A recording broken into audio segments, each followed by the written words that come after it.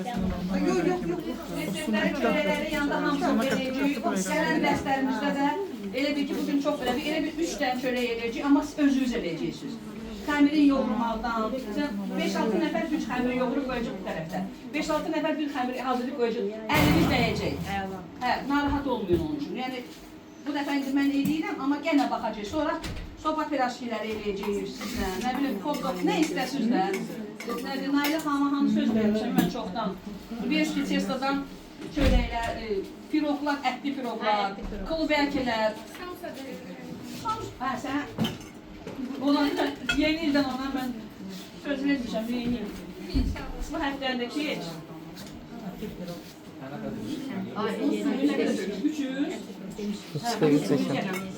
Dayandıra seçilir.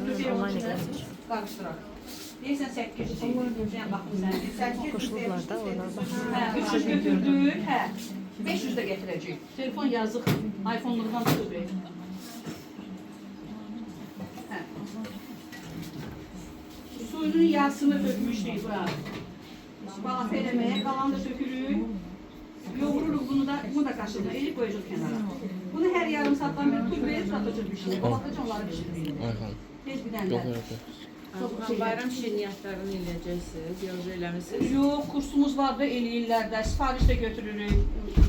Şirniyyat dərslərimizdə də eləyirik. Keçən həftə aşpaz dərsində paxlava da elədik, arasını yağlamırıq, bilmirəm görmüşsünüz. Nailə xanım dünən çərşənbə axşamı çox gözəl şirniyyatları bölüşmüşdü kursumuzda, çox gözəl. Qruplara atıb, bu çörək qrupuna dünənki şeylər atıb. Sıfırdan hər şey. Bəli, hər şey. Bizim, valla, yenə deyirəm, mən kasada dərs deyəndə, Mən indiki yaşlı arvadda.